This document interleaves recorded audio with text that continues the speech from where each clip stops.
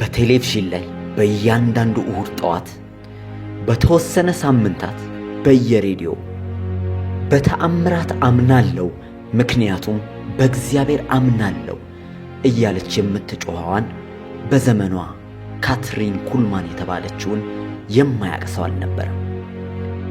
ሚስ ኩልማን በምታደርገው በእያንዳንዱ ስብሰባዎቿ ላይ በጣም ብዙ ሺህ ሕዝብ ለመታደም ይመጣ ነበር። ታዲያ በጣም የሚገርመው ያሉበት ስፍራ ሞልቶ ሌሎች በጣም ብዙ ሺህ ሰዎች በበር ሆነው ይጠብቁ ነበር። በዛሬው ዕለት የምንመለከተው አገልግሎቷ በተአምራትና በፈውስ የተሞላውን የካትሪንን ኩልማን አጭር የሕይወት ታሪክ ነው። ተከታተሉ።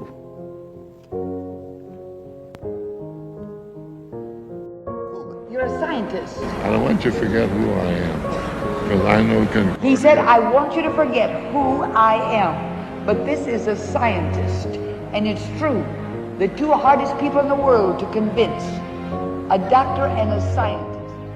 ጉባኤው በጸጥታ እንደተሞላ ባለበት ሁኔታ ፕሮግራም መሪውም ሆነ ዘማሪዎች ወደ መድረኩ ሳይወጡ ምንም አይነት የስብከት አገልግሎት ሳይጀመር በብዙ መቶ የሚቆጠሩ ሰዎች በመጡበት ቦታ እንዳሉ መለኮታዊ ፈውሳቸውን ይቀበሉ ነበር። ምንም አይነት ለቅሶና ጩኸት ሳይሰማ የእግዚአብሔር ጆሮዎች ከመስማት የታቀቡ እስኪመስል ድረስ ከልክ ያለፈ ጩኸት ወደ እግዚአብሔር ሳይጮህ ጉባኤው በፍጹም ጸጥታ ተሞልቶ በእግዚአብሔር ሕልውና ውስጥ ባለበት ሰዓት የመንፈስ ቅዱስ በሙላት መገኘቱና ሕልውናው ጉባኤው ሙሉ በሙሉ ሲቆጣጠር የብዙ ሺዎች የልብ ትርታ በጉባኤው መካከል እስኪሰማ ድረስ የእግዚአብሔር መገኘት ከገሃዱ ዓለም ባለፈ መልኩ ይገለጥ ነበር። በዚህ ፍጹም ጸጥታ መሃል በተአምራት አምናለሁ የሚል ድምፅ ሲሰማ ረጅምና ቀጭን የሰውነት ቁመና ያላት ረዘም ያለ ሞገስ ያለው ነጭ ልብስ የለበሰች ሴት ወደ ጉባኤው ስትወጣ በታላቅ ጩኸትና አዳራሹን በሚነቀንቅ ድምፅ ሕዝቡ ይቀበላት ነበር። ወደ መድረኩም መካከል በዝግታ በእርጋታ እየተራመደች ከወጣች በኋላ ሌላው የካትሪን ኩልማን ተአምራታዊ አገልግሎት መከናወን ይጀምር ነበር። ካትሪን ኩልማን የመንፈስ ቅዱስ ሥራን በተመለከተ በነበራት ዓለም አቀፍ አገልግሎት በመላው ዓለም በሚገኙ በብዙ ሺህ የሚቆጠሩ ሰዎች ሕይወት ውስጥ መሠረት የጣለች ነበረች። ከተለመደው አካሄድ ለየት ባለው አገልግሎቷ የክርስቶስ አካል የሆነችው ቤተ ክርስቲያን የትኩረት አቅጣጫዋ መለኮታዊ የሆነው የመንፈስ ቅዱስ ስጦታ ላይ ሳይሆን የስጦታዎች ሁሉ ባለቤት በሆነው በሰጪው መንፈስ ቅዱስ ላይ እንዲሆን አበክራ ታበስር ነበር። በአገልግሎቷ ውስጥ የነበረው ትንቢታዊ ድምፅ ቤተ ክርስቲያን በመጪው ዘመን ሊኖራት የሚገባውን አካሄድና ልትደርስበት የሚገባውን ክብርና መገለጥ በገሃድ የጠቆመ ነበር። ምንም እንኳን ካትሪን ራሷን ከተራ ሰዎች ጋር የምትመድብ ቢሆንም እውነታው ግን በፍጹም ልዩ የሆነችና በልዩ ጸጋ የተገለጠች አገልጋይ ነበረች። ብዙዎች ድምጿን፣ የአገልግሎቷን ዘይቤ እንዲሁም ተአምራዊ የሆነውን የአሰባበክ ስልቷን አስመስለው ለመድገም ቢሞክሩም ሊሳካላቸው አልቻለም። እግዚአብሔርን ስለ ካትሪን ኩልማን አመሰግናለሁ። እግዚአብሔር በነበራት አገልግሎት ለብዙዎች ምሳሌ በመሆን መልኩ ያለ ፍርሃት ዋጋ የከፈለች እህት ነበረች።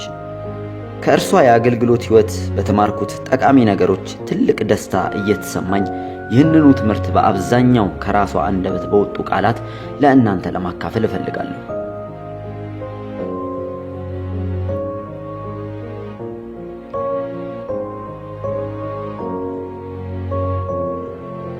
ኮንኮርዲያ ሚዙሪ በ1830 ዓመተ ምህረት መጨረሻ ላይ ከጀርመን የመጡ ስደተኞች ያረፉባት ከተማ ነበረች። ካትሪን ጆሃና ኩልማን ግንቦት 9 1907 ዓመተ ምህረት ኤሚ ዋክፈርስ እና ጆሴፍ ኩልማን ከሚባሉ ከጀርመን ወደ አሜሪካ ከመጡ ወላጆቿ ከኮንኮርዲያ በ4 ኪሎ ሜትር ርቀት ላይ በምትገኘው የቤተሰቧ የእርሻ ቦታ ላይ ተወለደች። ካትሪን ተብላ የተሰየመችው ከሁለቱም አያቶቿ በተወሰደ ስም ሲሆን በ1910 ዓመተ ምህረት ላይ የነበረው የሚዙሪ ከተማ ሕግ የልደት ሰርተፍኬት እንዲኖር ስለማያስገድድ ካትሪን የልደት ማስረጃ የላትም ነበር። የ2 ዓመት ልጅ በነበረችበት ወቅት አባቷ የነበራቸውን የእርሻ መሬት በመሸጥ በከተማው ውስጥ ትልቅ ቤት የሰራ ሲሆን ካትሪን ሁልጊዜ ቤታችን ብላ የምትጠራው ይህን ስፍራ ነበር። የልጅነት ጓደኛዋ ስለ ካትሪን ስትናገር በጣም ግዙፍ ተክለ ሰውነት፣ ቀይ ጸጉር፣ በቆዳዋ ላይ ቡኒ ነጠብጣብ የነበራት ሲሆን ካትሪን ውብ የሚባል መልክ አልነበራትም። ለስላሳና የሴት ልጅ ባህሪ ያለው ቁመና ሳይሆን ረጅምና ወንዳ ወንድ የመሰለ ቁመና ስለነበራት አብረናት ስንሄድ ከእርሷ ረጅም እርምጃ ጋር ለመስተካከል እንቸገር ነበር ብላለች። ካትሪን በወጣትነት ዕድሜዋ ላይ በራሷ የምትተማመን የማንም ጥገኛ መሆን የማትወድና ነገሮችን በራሷ መንገድ የመስራት ዝንባኔ የነበራት ሴት ነበረች። ምንም ነገር በሚያስፈልጋት ጊዜ አባቷን አሳምና የመቀበል ችሎታ የነበራት ሲሆን በተቃራኒው እናቷ የምታሳያት የሥነ ሥርዓትና የቅጣት እርምጃ እንጂ ፍቅር የተሞላ ግንኙነት ከእናቷ ጋር እንዳልነበራት ትናገራለች።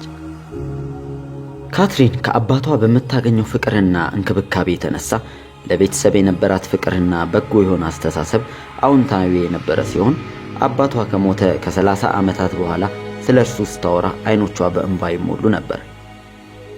ዕድሜዋ 9 ዓመት በሞላ ጊዜ የእናቷን የልደት ቀን ለየት ባለ መልኩ ለማክበር አሰበች። ያላስተዋለችው ግን የእናቷ የልደት ቀን ሰኞ ላይ መዋሉን ነበር። በአካባቢዋ ባሉ የጎረቤቶች ቤት በመሄድ የእናቷ ልደት መሆኑን በመንገር ኬክ በመያዝ ቤታቸው እንዲመጡ አሳሰበች። ሰኞ ዕለት በቤተሰቡ ልምድ መሰረት ልብስ የሚታጠብበት ቀን ሲሆን በሌሎቹ ቀናት ግን እናቷ ኢማ ኩልማን ጠንቃቃ ስለነበረችና እንግዳ በድንገት የሚመጣበት ቀን ስለማይታወቅ በአለባበሷ በሚገባ ተዘጋጅታ የምትጠብቅ ሰው ነበረች። የተባለው የሰኞ ቀን በደረሰ ጊዜ ኢማ በባዶ እግሯና በሥራ ልብሷ ሆና ራሷን ሳታዘጋጅ ጸጉሯን ሳትሰራና በአደፈ ልብስ እንዳለች በሩ ተንኳኳ። የተጠሩ እንግዶች በሚገባ ለብሰውና አምሮባቸው የጥሪውን ሰዓት አክብረው በበሯ ላይ ቆመው ነበር። በልብስ አጠባውና በነበረው ከባድ ሥራ ሰውነቷ አዝሎ የነበረው ኢማ ኩልማን በበር ላይ የቆሙትን ጎረቤቶቿን ስታይ ራሷን ስታ እስክትወድቅ ድረስ ደነገጠች። የካትሪን ድርጊት መሆኑንም ተገንዝባ ልክ እንደምታስገባት ለራሷ ቃል በመግባት እንግዶቹን ተቀበለች። የዕለቱ እንግዶች ከተሰናበቱም በኋላ ካትሪንን በመጥራት እንግዶቹ ያወጡትን የልደት ኬክ በሙሉ አንድም ሳታስቀር ቆማ እንድትበላ አደረገቻት። የካትሪን አባት ለቤት እንስሳት መኖሪያ የሚውል የህንጻ ባለቤት የነበረ ሲሆን የኪራይ ክፍያ ሂሳብ ለመሰብሰብ ሲወጣ ካትሪን ከእርሱ ጋር ትሄድ ነበር። ከዚህም የተነሳ ስለ ድርጅትና ንግድ በተመለከተ በሚገባ ያስተምራት ነበር። ካትሪን ከዓመታት በኋላ ስለዚህ ጉዳይ ስትናገር አባቷ የድርጅት አሰራርና የንግድ መርህ በተመለከተ የሰጣት ግንዛቤ በሕይወቷ ትልቅ ድርሻ እንደነበረው ትመሰክራለች። ዳግም ልደትን ስትቀበል የ14 ዓመት ልጅ ነበረች። መለኮታዊ ለሆነው የመንፈስ ቅዱስ ጥሪ እንዴት ምላሽ እንደሰጠች የሕይወት ታሪኳን ብዙ ጊዜ ትናገራለች። የመጣችበት የክርስትና መሰረት መንፈሳዊነት የጎደለው በሃይማኖት ሥርዓት ውስጥ የተገደበ ሲሆን ሰዎችን ወደ ክርስቶስ ሕይወት የመምራት ሕይወታቸውን ለጌታ እንዲሰጡ የማድረግ አገልግሎት በቤተ ክርስቲያን የተለመደ አልነበረም። ስለዚህ ጉዳይ ካትሪን ስትጽፍ በቤተ ክርስቲያን ውስጥ ከእናቴ ጎን ቆሜ የነበረ ሲሆን የዕለቱ አገልግሎት ወደ መጋበዳጃ ሰዓት ተቃርቦ ነበር። በዕለቱ ያገለገለውን የእግዚአብሔርን ባሪያ ስሙንም ሆነ የሰበከውን ስብከት አላስታውስም። ነገር ግን አንድ ክስተት በሕይወቴ ሆነ። አሁን ድረስ ሁኔታው በሕይወቴ ላይ በወቅቱ እንደነበረው ይሰማኛል። በሕይወቴ አውቼው የማላቀው ነገር ተከሰተ። በእጄ ላይ የነበረውን የመዝሙር መጽሐፍ መያዝ እስኪያቅተኝ ድረስ ሰውነቴ ይንቀጠቀጥ ነበር። በመንፈስ የምሰማኝ ከባድ ጸጸትና የኃጢአተኝነት ስሜት ከመሆኑ የተነሳ ራሴን በዓለም ካለው ሁሉ ሕዝብ ያነሰ ምናምንቴ አስቸጋሪ ሰው አድርጌ በማየት ጀመርኩ። በወቅቱ ግን በዕድሜ ገና የ14 ዓመት ልጅ ስለነበርኩ አንድ ነገር ማድረግ እንዳለብኝ አሰብኩ። ከቆምኩበት ቦታ ቀስ ብዬ በመድረኩ ፊት ለፊት ካለው ወንበር ጥግ ላይ ተቀምጬ ባለማቋረጥ ተንሰቅስቄ አለቅስ ነበር። እንደ ከባድ ሸክም ተጭኖኝ የነበረ ነገር ከላይ ላይ ሲነሳ በዓለም ካሉ ሁሉ ሰዎች በላይ ደስተኛ የሆንኩ ያህል ሲሰማኝ ሕይወቴን ሙሉ ለቆኝ ሲሄድ ካልቻለ የተለየ ስሜት ከዛ ቀን ጀምሮ ተገናኘው።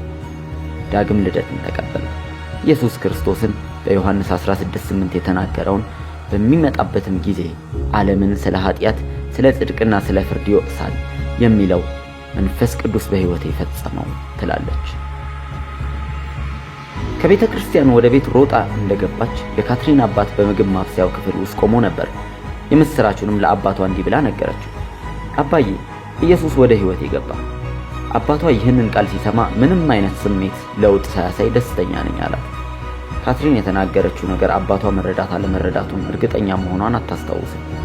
ነገር ግን ብዙም ሳትቆይ እናቷ የነበረችበትን የሜቶዲስት ቤተ ክርስቲያን በመተው ከአባቷ ጋር የባፕቲስት ቤተክርስቲያን ተቀላቀለች። ይሁን እንጂ በውስጧ የነበረው ድምጽ ትከተል ነበር።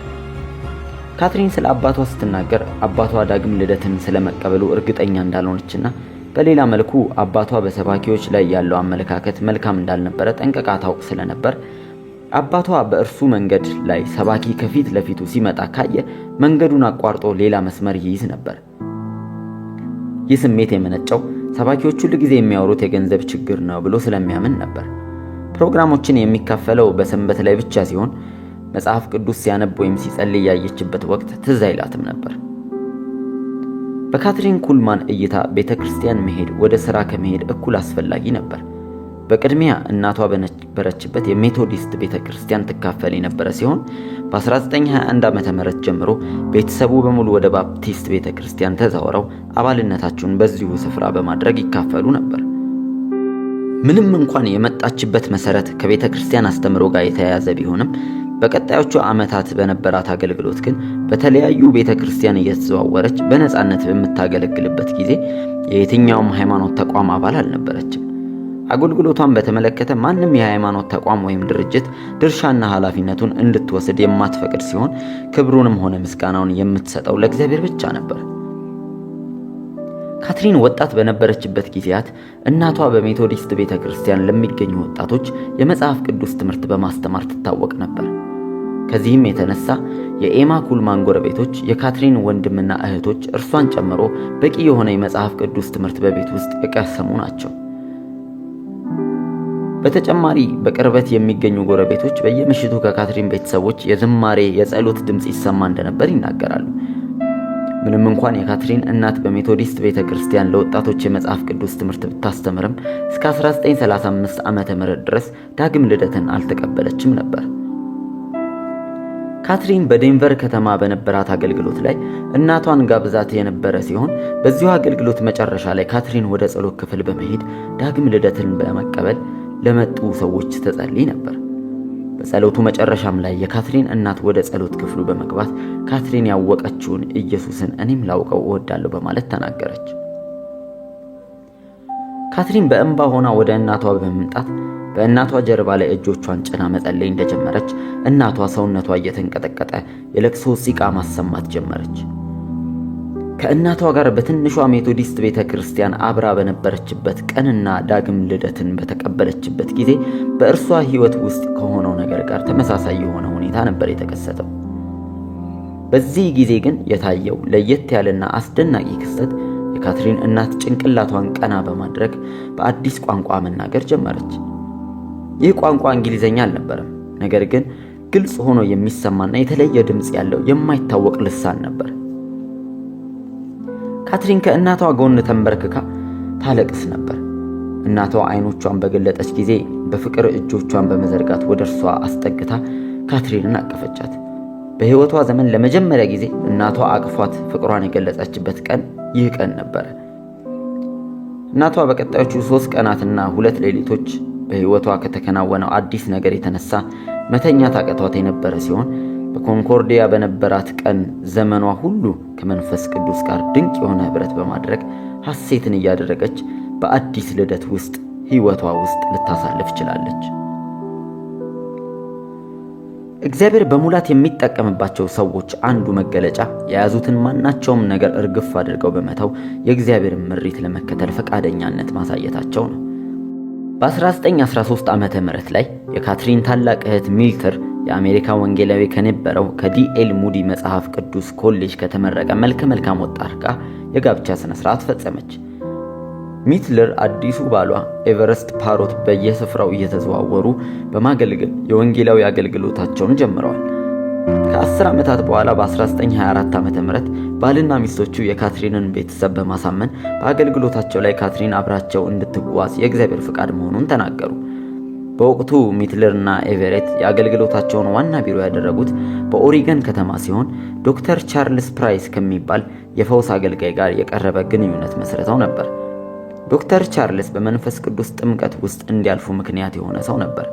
ይሁን እንጂ ሚልተርና ኤቨሬት በጋብቻቸው ደስተኛ ካለመሆናቸው ባለፈ የገጠማቸው ከፍተኛ የገንዘብ ችግር በትዳራቸው ውስጥ አሉታዊ ተጽዕኖ አስከትሎ ነበር። ምንም እንኳን ይህ መጥፎ አጋጣሚ በካትሪን ሕይወት ምሬትና ሊያመጣ ለራሷ እንድታዘን የሚያደርግ ሁኔታ ውስጥ ሊከታት የሚችል ቢሆንም ካትሪን ግን ለዚህ ጉዳይ ትኩረት ባለመስጠት በቤት ውስጥ ያለውን ሥራ ሙሉ በሙሉ በኃላፊነት ተረክባ ምግብ በማብሰል ልብስ በማጠብና በመተኮስ በታላቅ እህቷ ቤት ታገለግል ነበር። ካትሪን በጠላት ተግዳሮት ውስጥ ስታልፍ ከወሰደችው ትምህርት የተነሳ የገጠማትን ክፉ አጋጣሚ እያሰበች ለራሷ በማዘን ጊዜ አታጠፋም ነበር። ብዙዎች ስብከቶቿ በግል ሕይወቷ ካገኘችው መንፈሳዊ እድገት በመነሳት ይመነጩ ነበር። ለራስ ማዘንና ራስ ወዳድነት ለካትሪን አንድ ነበሩ። ምንም እንኳን በሕይወቷ የተከሰቱ አሳዛኝ አጋጣሚዎች ቢኖሩም እነዚህ ነገሮች በእርሷ ዘንድ ስፍራ እንዳይኖራቸው ወስና ነበር። የቤተሰብ አባልም ሆነ የሥራ ባልደረባ በስህተቱ የማይጸጸት ማንም ሰው ቢኖር ይህን ሰው ተጠንቀቁ፣ ምክንያቱም ራስ ወዳድ ሆኖ ታገኙታላችሁ በማለት ታሳስብ ነበር። ካትሪን ስትናገር ደጋግሜ እንደነገርኳችሁ በሕይወቱ የኃጢአቱን ይቅርታ የማይቀበል ሰው በሠራው በደልና ኃጢአት የማይጸጸት ሰው ብቻ እንደሆነ አሁንም አበክሬ እነግራችኋለሁ። እንደዚህ አይነት ራስ ወዳድ የሆኑ ሰዎች በሽታን እንደ ማግኔት ወደ ራሳቸው የሚስቡ ናቸው በማለት ትናገራለች። አስቀድማ በሕይወቷ የተረዳችው ነገር ቢኖር ራስ ወዳድነት ከሌሎች ከራስ ጋር የተያያዙ ኃጢአቶች ጋር ለምሳሌ የራስ ሐዘን፣ የራስ ጥላቻ፣ የግል እርካታን ከልክ ያለፈ መሻት ግለሰቡ በራሱ ላይ እንዲያርፍና ራሱን እንዲኮንን ከማዋረድም ባሻገር መንፈስ ቅዱስ በሰውየው ሕይወት ውስጥ እንዳይሰራ መሰናክል እንደሚሆን ነበር። ካትሪን አብዛኛውን ጊዜ ስትናገር ማንም ሰው ዋጋ ለመክፈል ፈቃደኛ እስከሆነ ድረስ የመንፈስ ቅዱስ ሥራ በሕይወቱ ሊለማመድ እንደሚችል ሙሉ እምነቱ ነበራት። ዋጋ መክፈል ማለት የአንድ ጊዜ ድርጊት ብቻ ሳይሆን ራስን በመስጠት ይጀመርና በየዕለቱ ከእግዚአብሔር ጋር ለመሆንና ለመከተል ቁርጠኝነትን ይጠይቃል። ካትሪን ለመንፈስ ቅዱስ ድምፅ አለመታዘዝን ያሳየችበት ጊዜ ቢኖርም በአሁኑ ዘመን ላለችው የክርስቶስ አካል ለሆነችው ቤተክርስቲያን በጎ ምሳሌ ይሆን ዘንድ መንፈስ ቅዱስን በመስማት ትክክለኛ ውሳኔ ያደረገችበትን ጊዜ እንደ መልካም አርአያ እንወስደዋለን። ካትሪን ከእህቷና ከባለቤቷ ጋር 5 ዓመታትን ያሳለፈች ሲሆን በዚህ ጊዜ ውስጥ ለአገልግሎቷ መሰረት መጣል እንድትችል በሚረዳት በእግዚአብሔር ቃል ላይ ጥናትን ታደርግ ነበር። በቤት ውስጥ የቤተሰቡ ሸክም ላለመሆን በሥራ በማገልገል ብዙውን ጊዜ የእግዚአብሔርን ቃል በማንበብና በማጥናት ታሳልፍ ነበር። በ1928 ዓመተ ምህረት ካትሪን እህትና ባለቤቷ በቦይስ ኢአዶ አገልግሎት ጀምረው የነበረ ሲሆን የሙዚቃ መሳሪያ የምትጫወት ሄለን የምትባል እህት አብራቸው ነበረች። ይሁን እንጂ በትዳራቸው መሃል የነበረው ችግር እየሰፋ በመሄዱ የሚትለር ባለቤት ኤቨሬት ፓሮት ወደ ደቡብ ዳኮታ ግዛት ሲሄድ ሚትለር ካትሪንና ሄለን በቦይስ ኢሆዳ የነበረውን አገልግሎት ቀጠሉ። በአገልግሎቱ 2 ሳምንት ከቆዩ በኋላ ለመቀጠል ከፍተኛ የገንዘብ ችግር የገጠማቸው በመሆኑ መሰረታዊ ፍላጎታቸውን እንኳን ለማሟላት አቅታቸው ነበር።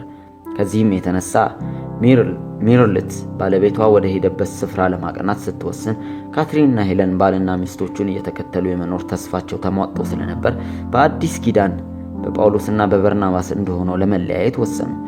ከዚህ ውሳኔ በኋላም በቦይስ ከተማ የአንዲት ቤተክርስቲያን መጋቢ የነበረው ሰው ወደ ሚሽን አገልግሎት በተቀየረች በአነስተኛ አዳራሽ ውስጥ ይካሄድ የነበረ አገልግሎትን ተረክበው እንዲያገለግሉ እድሉን ሰጣቸው።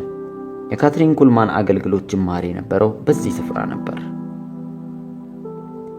በዚህ ስፍራ አገልግሎታቸውን ከጀመሩ በኋላ በኢዳሆ ግዛት ውስጥ በተለየ ቦታ እየተዘዋወሩ ያገለግሉ ጀመር። ካትሪን በዚህ ጊዜ ውስጥ ከበረዶ ላይ በመንሸራተቷ በእግሯ ላይ ስብራት በመድረሱ ሕክምና ያደረገላት ዶክተር ለ2 ሳምንት ያህል እንዳትንቀሳቀስና ስብራት በደረሰባት እግሯ ሙሉ ለሙሉ እንዳትረግጥ አስጠንቅቋት ነበር። ይሁን እንጂ እግሯ በጄሶ እንደታሸገ ስብከቷን በመቀጠል በእግሯ ላይ የደረሰውን አደጋ የእግዚአብሔርን ፈቃድ ከመፈጸም ወደ ኋላ እንዳያስቀራት አልፈቀደችም ነበር። ካትሪን ስትናገር ዘኪዮስ በዛፍ ላይ የወጣበትን ቃል መሰረት በማድረግ የመጀመሪያ ስብከቴን በኢዳሆ ከሰበኩ በኋላ ለእግዚአብሔር ቃል የተሰጠ ሕይወት እንደነበረኝ ከመረዳት ባሻገር በጉባኤው ውስጥ በስብከቱ የተነካና ሕይወቱ የተመለከተ ሰው ለመኖር እርግጠኛ አልነበርኩም ትላለች። ከ4 እስከ 5 ስብከቶችን ከሰበከች በኋላ ቀልድን ባዘለ አነጋገር ስለምን መስበክ እንዳለብኝ ግራ ተጋባው። በእኔ መረዳት ሌላ ስብከት መጽሐፍ ቅዱስ ውስጥ የቀረ አልመሰለኝም። የስብከት መልእክቶቼ ሙሉ በሙሉ ስለጨረስኩኝ በቀረው ሕይወቴ ስለሌላ ስብከት ማሰብ አቅቶኝ ነበር ትላለች። በአብዛኛው ጊዜ በቀደሙት ዓመታት ውስጥ የማረፊያ ስፍራ ችግር በመኖሩ በአንድ ወቅት እንድታርፍበት የተዘጋጀላት ቦታ ተርኪ የሚባል ግዙፍ የወፍ ዝርያዎች የሚኖሩበት ቤት ውስጥ ነበር። የቤቱ ባለቤቶች ለእርሷ የተዘጋጀ ቦታ ስላልነበራቸው ስፍራውን በማጽዳት እንድታርፍ አድርገዋል። ካትሪን ብዙውን ጊዜ ስትናገር ለመስበክና ለማገልገል ከነበራት ከፍተኛ ፍላጎት የተነሳ በተከመረ ገለባ ላይ ሌሊቱን ተኝታ ታድር ነበር። ከዓመታት በኋላ ያለፈውን ታሪክ አስታውሳ እየሳቀች ስትናገር የቤተ ክርስቲያን በር ቆልፋ ሁሉም ሰው ዳግም ልደትን ሳይቀበል እንዳይወጣ ታደርግ የነበረ ሲሆን የማለዳ የጸሎት ጊዜ እስኪደርስ ድረስ ሰዎች ሕይወታቸውን ለክርስቶስ በሚሰጡበት መድረክ ላይ እየጸለየች ትቆይ እንደነበር ይታወቃል። ካትሪን የምታርፍባቸው ሌሎች ቦታዎች ከተርኪ ቤቶች በተሻለ ሁኔታ የጸዱ ቢሆኑም በወቅቱ ማሞቂያ የሌላቸውና በከባድ ቅዝቃዜ ውስጥ የነበሩ ሲሆን ላይዋ ላይ ብርድ ልብስ በመደራረብ በደረቷ በመተኛት እንዲሁም ለረጅም ሰዓታት መጽሐፍ ቅዱስን በማጥናት ታሳልፍ እንደነበር ትናገራለች። ልቧ ለእግዚአብሔር የተሰጠ ሲሆን የአገልግሎቷ የስኬት ሚስጥርም ይህ ነበር። ትኩረቷና ሐሳቧ በኢየሱስ ላይ ብቻ የነበረ፣ ለእርሱ ታማኝ ለመሆን የወሰነች እንዲሁም መንፈስ ቅዱስን ላለማሳዘን ትጠነቀቅ የነበረች እህት ነበረች። ካትሪን ቀደም ባሉት የአገልግሎት ዘመኗ ሁለት ባህሪዎች ጎልተው ይታዩባት ነበር። እነርሱም ለአገልግሎቱ መሰጠትና ለእግዚአብሔርና ለሕዝቡ የነበረ ታማኝነት ነበር። የካትሪን መንፈሳዊ መረዳት ሊያድግና ሊሰፋ የቻለው በቀደመው የሕይወት ዘመን ጊዜዋ በተመሰረተ ባህሪዋ ላይ ነበር። አንድን ሰው ለጥሪው የተሰጠ እንዲሆን የሚያደርገው ምንድነው ለሚለው ጥያቄ የካትሪን መልስ ታማኝነት የሚል ነበር። ታማኝነት የሚለው ቃል በዚህ ዘመን የሚሰጠው ግምት አነስተኛ ነው፣ ምክንያቱም በተግባር እየተገለጠ ባለመሆኑ። ታማኝነት ልክ እንደ ፍቅር የማይጨበጥ ሲሆን ልንረዳው የምንችለው በተግባር ሲገለጥ ብቻ ነው። ፍቅርን በድርጊት እንደምናሳየው ሁሉ ታማኝነትም ልክ እንደዚሁ ነው። ልቤ የጸና ነው፣ ለእርሱ በማንኛውም ተመን በሚገለጽ ዋጋ ታማኝ ለመሆን ዝግጁ ነኝ። ታማኝነትን ለአንድ ሰው ወይም ለአንድ ነገር ድንገት ከምናሳየው ፍላጎት ያለፈ ስለሆነ በግል ኃላፊነት ከሚሰማን መሰጠት ይመነጫል። የመጨረሻውን ትርጉም ስንገልጸው በዚህ ይገኛለሁ፣ በእኔ ላይ እምነት መጣል ትችላለህ፣ በፍጹም ቃሌን አልለውጥም የሚለውን ያመለክታል። በሌላ ቃል ይህንኑ ስንገልጸው እውነተኛ ታማኝነት ማለት ለአገልግሎት የተጠሩ ሰዎች ከእግዚአብሔር ጥሪ ሳያፈነግጡ ውሳኔያቸውን በተግባር የሚገልጹበት ነው። በላዩ ላይ የሚጨመር ወይም የሚቀነስ ነገር ሳይኖር የሚተገበር ነው። እንደ ካትሪን አገላለጽ ሰዎች የራሳቸውን ነገር በመስራት ላይ ሲያተኩሩ ታማኝነታቸው ከእግዚአብሔር ወደ ራሳቸው ተቀይሯል ብላ ታምናለች። ካትሪንና ሄለን በኢዶሃ ግዛት ውስጥ በስፋት ካገለገሉ በኋላ ወደ ኮሎራዶ ተዛወሩ። ለ6 ወራት ያህልም የሪቫይቫል ስብሰባዎችን በፓብሎ ካደረጉ በኋላ ወደ ዴንቨር ያቀኑ ሲሆን በፓብሎ በነበራቸው ቆይታ አርል ዌልስ የተባለው ሰው የካትሪን ማናጀር በመሆን ከእነርሱ ጋር ሊቀላቀል ችሎ ነበር። በ1933 ዓመተ ምህረት ላይ በአሜሪካ በደረሰው የኢኮኖሚ ድቀት ብዙ ንግድ ቤቶች የተዘጉ ከመሆኑ የተነሳ በሚሊዮን የሚቆጠሩ ሰዎች ለሥራ አጥነት ተዳርገው ነበር። ከዚህም የተነሳ ብዙ ቤተክርስቲያኖች አገልግሎታቸውን ለመቀጠል በሚያደርጉት ከባድ ፈተናና ችግር ውስጥ ነበሩ። ካትሪን በተለያየ ስፍራ እየተጓዘች የምታገለግል ወንጌላዊ በመሆኗ ከማንም ቤተክርስቲያን ድጋፍ አልነበራትም። ይሁን እንጂ በእግዚአብሔር ላይ የነበራት እምነት የጸና በመሆኑ በገንዘብ ወይም በኢኮኖሚ ሊገደብ በማይችለውና ትልቅ በሆነው እግዚአብሔር ላይ ትደገፍ ነበር። የምታገለግሉት አምላክ በገንዘብ አቅሙ የተገደበ ከሆነ ትክክለኛውን እግዚአብሔር እያገለገላችሁ አይደለም በማለት በእግዚአብሔር ላይ መደገፍና በእምነት መርህ ውስጥ ኖር ነበር። የእርሷ ማናጀር የነበረው ሄልዊት ስታዘው ወደ ዴንቨር በመሄድ በሚሊዮን ዶላር የሚቆጠር ሀብት እንዳለን አድርገህ ራስን በማዘጋጀት በጣም ትልቅ አዳራሽ በመከራየት ውድ የሆነ ፒያኖ በማዘጋጀት ስፍራውን በመቀመጫዎች በመሙላት እንዲሁም በቦታው ላይ ስለሚዘጋጀው ፕሮግራም ማስታወቂያዎችን አዘጋጅተህ በሬዲዮ ጣቢያዎች በሙሉ እንዲነገር አስደርግ። የምናመልከው እና የምናገለግለው ትልቅ አምላክ ስለሆነ እጃችን የሚገኘውን $5 5ቱን አሳዎችና 2ቱን ዳቦዎች እንዳበዛ በብዙ እጥፍ ሊያበዛው ይቻለዋል። ይህ የእግዚአብሔር ሥራ ስለሆነ የሚሰራውን በእግዚአብሔር መንገድ ነው ብለው ነበር። ስራ አስኪያጇ ሄዊት የተሰጠው መመሪያ ተቀብሎ በስፍራው ላይ በመሄድ ትልቅ አዳራሽ ተከራይቶ የነበረ ሲሆን ለ5 ወራት ያህል በስፍራው ላይ ፕሮግራሞች ተካሂደዋል። በየዕለቱም በቦታው ላይ የሚገኘው ሕዝብ ቁጥር እያሻቀበ ሄድ ነበር። በዚህ ስፍራ ላይ የተዘጋጀውን የፕሮግራም ወጪ በተመለከተ ሙሉ በሙሉ የእግዚአብሔር አቅርቦት የነበረ ሲሆን በ5ኛው ወር መጨረሻ ላይ አንድ ሰው አማካኝነት ቋሚ የሆነ ህንጻ ለመግዛት የሚያስፈልገው ቅድመ ክፍያ ሙሉ በሙሉ ሊከፈል ችሏል።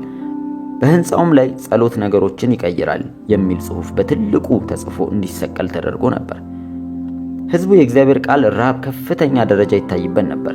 የካትሪን መልእክቶች በመዳን ዙሪያ የሚያጠነጥኑ የነበሩ ሲሆኑ በወቅቱ የነበሩ ብዙ አገልጋዮችና መጋቢዎች ባደረገችው ጥሪ ኢየሱስ ክርስቶስ እንደ ግል አዳኛቸው በመቀበል ዳግም ልደትን ሊያገኙ ችለዋል። የካትሪን አገልግሎት የተስፋና የእምነት አገልግሎት ነበር። በዚህ ጊዜ ውስጥ በካትሪን አገልግሎት ውስጥ የሙዚቃ መሳሪያ ትጫወት የነበረችው ሄለን ከ100 በላይ የሚሆኑ የመዘምራን ቡድን በማደራጀት በመድረክ የሚዘመረውን ዝማሬና የሙዚቃ ቅንብር ትመራ ነበር። ለካትሪን አገልግሎት የሚሰጠውም የህዝብ ምላሽ ታላቅ በመሆኑ ሄለን በአገልግሎቱ ውስጥ ለመቆየት ወስና ነበር። በታህሳስ ወር 1994 ዓ.ም ላይ ካትሪን በጣም የምትወደው አባቷ በመኪና አደጋ ህይወቱ ባለፈ ጊዜ በህይወቷ የመጀመሪያ የሆነ ሐዘን ስብራት ውስጥ ወደቀች። በኋላም እንደተገነዘበችው በከባድ የበረዶ ክምር የተሞላ መንገድ ላይ መውደቁንና በዛ ስፍራ የመኪና ግጭት ህይወቱ እንዳለፈ ነበር። ሁሉም ነገር በፍጹም በተስተካከለበት ሰዓትና ቋሚ የሆነ ህንጻ ለማግኘት እየፈለጉ ባሉበት ጊዜ ድንገት ከየት እንደመጣ የማይታወቅ አሳዛኝ ክስተት ሆነ። የቅርብ ጓደኛዋ ካትሪንን በኮሎራዶ ለማግኘት ብዙ ሰዓታት ከወሰዱባት በኋላ አባቷ በሞት አፋፍ ላይ እንዳለ የሚያረዳውን ዜና በሰማች ጊዜ ለማየት አዳጋች በሆነበት በበረዶ የአየር ሁኔታ ውስጥ መኪናዋን አስነስታ ከዴንቨር ወደ ሚዙሪ አቀናች። ከካንሳስ ከተማ ሆና የአባቷ ወደ ቤት መቃረቧን ለመንገር ወደ መኖሪያ ቤታቸው ስልክ ስትደውል በዛን ቀን ማለዳ ላይ ህይወቱ እንዳለፈ ተነገራት። ቤት በደረሰችበት ሰዓት አባቷ በአይስክሬም ሳጥኑ ውስጥ እንዳለ የተለመደው የሐዘን ስነ ስርዓት በመደረግ ላይ ነበር። ለአባቷ ሞት ምክንያት የሆነውን መኪና ያሽከረክር የነበረውን ወጣት ላይ ከፍተኛ ጥላቻ በውስጧ ተቀሰቀሰ። አባቴ ደስተኛ እንደሆነ ይጥር ስለነበር ሁልጊዜም ደስተኛ ነበርኩ። አሁን እርሱ ተሰናብቷል። በእርሱ ቦታም እንግዳ ከሆነና ካልተለመደ ፍርሃትና ጥላቻ ጋር እየታገልኩ ነው። አንዲት ሴት ልጅ እንዲኖራት የምትመኘውን አይነት ፍጹምና አፍቃሪ አባት ነበረኝ። በእኔ እይታ አባቴ ስህተት የማይሰራና የእኔ ፍጹም ተምሳሌን ነበር በማለት የገጠማትን ሐዘን ገልጻው ነበር። ካትሪን የቤተሰቦቿን ቤት ለቃ የወጣችው ከ10 ዓመታት በፊት ሲሆን በእነዚህ ዓመታት ውስጥ ቤተሰቦቿን የጎበኘችው ጥቂት ጊዜ ብቻ ነበር። አሁን አባቷ ስብከቶቿን ሊሰማ አይችልም። ስለዚህ ሁኔታ ካትሪን ስትናገር የአባቴ ቀብር እስኪፈጸም ድረስ መኪናውን ያሽከረክር ለነበረው ወጣት የነበረኝ ጥላቻ በኃይል እየጨመረ መምጣቱን በስፍራው ላይ ነበሩት ሁሉ እናገር ነበር ትላለች። በባፕቲስት ቤተክርስቲያን ውስጥ የፊት ወንበር ላይ ተቀምጬ የአባቴን ሞት ለመቀበል ፈቃደኛ አልነበርኩም። ቤተሰቦቼ አንድ በአንድ እየተነሱ በአይስክሬኑ ሳጥን ዙሪያ ቆመው የነበሩ ሲሆን ሁለቱ እህቶቼ አንዱ ወንድሜ እኔን ጨምሮ ወንበሮቹ ላይ ቀርተን ነበር። የቀብር ስነ ስርዓቱን የሚመራውን ሰው ወደ እኔ ተጠግቶ ካትሪን ሳጥኑን ከመዝጋቴ በፊት አባትሽን የመሰናበት ትፈልጊያለሽ በማለት ጠየቀኝ። ድንገት ከቤተክርስቲያኑ ፊት ለፊት በመቆም አንገቴን አጎንብሼ የአባቴን ፊት መመልከት ጀመርኩ። እነዛ ሁሉ ጊዜ የሚያቅፉኝ ትከሻዎቹ ላይ ተጠግቼ እጆቼን አሳረፍኩ። የተረዳሁት ነገር ቢኖር አንድ እጆቼ ያረፉበት እነዛ በፍቅር የሚያቅፉኝ ትከሻዎች ላይ ሳይሆን የጨርቅ ቁራጭ ላይ መሆኑን ነበር። ያ ሳጥን የያዘው ማንኛውም ነገር የሚወገድ ነበር። የሚወዱት ቤተሰቦቹ አሁን ከእርሱ ዘወር ብለዋል። አባቴ በእዛ አልነበረም። ከሙታን የተነሳው የክርስቶስ የትንሣኤ ኃይል ለእኔ በሙላት የተገለጠው በዚህ ሰዓት ነበር። ድንገት በሞት ላይ የነበረኝን ፍርሃት ለቆኝ ሲሄድ ታየኝ። ከጥላቻ ሁሉም ነፃ ወጣሁ። አባቴም አልሞተም፣ አባቴ በሕይወት አለ ብዬ ተናገርኩ። ካትሪን አንዳንድ እውነታዎችን በመረዳትና በርህራሄ ተሞልታ ወደ ዴንቨር ተመለሰች። በተመለሰችበት ወቅት ህንጻው ተገዝቶ የነበረ ሲሆን የእድሳቱ ስራም በየካቲት 1935 ዓመተ ምህረት ላይ ተጀምሮ ነበር።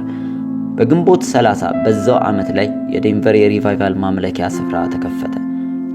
በህንጻውም ላይ ቃል እንደተገባው ጸሎት ሁኔታዎችን ይለውጣል የሚል ጽሑፍ በትልቁ ተለጥፎ ነበር።